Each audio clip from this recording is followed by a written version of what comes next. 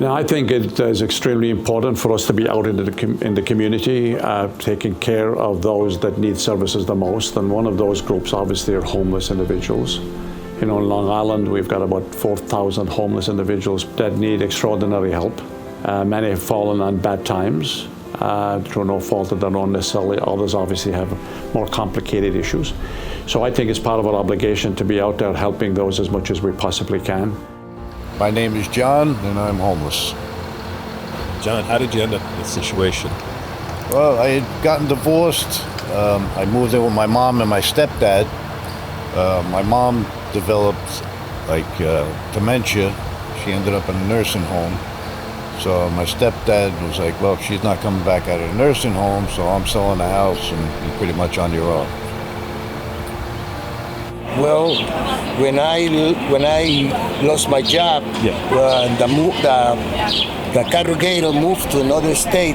The union sent the people for the rest of corrugators for working in, but I don't have the document, my paper. I get off because my work permit expired. My name is Ambrose Orban, and I'm a United States citizen for 40 years. Unfortunately, life became sweetheart to me in this end, and what happened, I became homeless.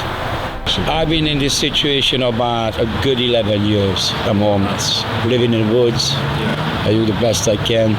And what's that been like, being on your own the last 2 years? It sucks. It's not easy, living in my car, I've been involved in this issue for a long time. When I was in state government, the homeless issue was part of my responsibility, so I'm very familiar with the issues and the complexities and the difficulties, but also understanding of the opportunities. So what we're doing here is to reach out to provide services to those families, working with the Coalition for the Homeless. It requires, obviously, the cooperation of a lot of other people, but I think this is part of our community mission.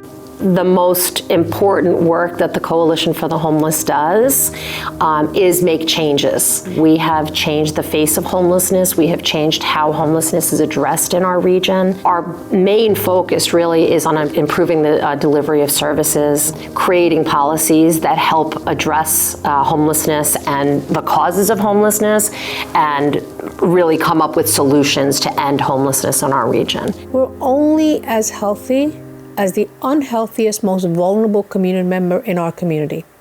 So reaching out and doing these things, whether you're handing out a bottle of water or a pair of socks, or you're checking somebody's blood pressure, that's us. That's Northwell all day long.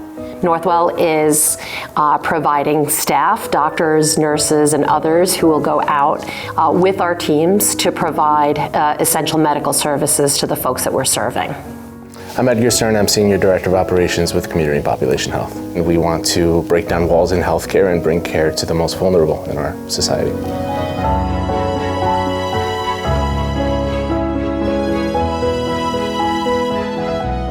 Now my eyes is bothering me because my vision is blurry because I diabetic.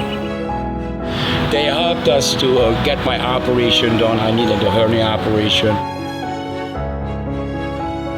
Years ago, I used to do home care, and today really kind of brought me back a little bit to that, because this is, essentially where we were at was their home, and how can we kind of help fix the problems out of the box. Everyone deserves medical care, and bringing the medical care to them is the only way these people are going to get medical care. One of the ethos of street medicine is to go to where the people are. So I think what we're trying to put together with this program is something that is mobile, something that's powerful, something that's impactful, but something that brings out important resources to this community. This work in the future, it's going to remind us of purpose, of why we went into healthcare in the first place, of why we're here to serve people. And so the program will grow, it'll evolve, but I can assure you it will impact this community, will also impact Northwell Health's team. You guys gave me a good choice. Yeah.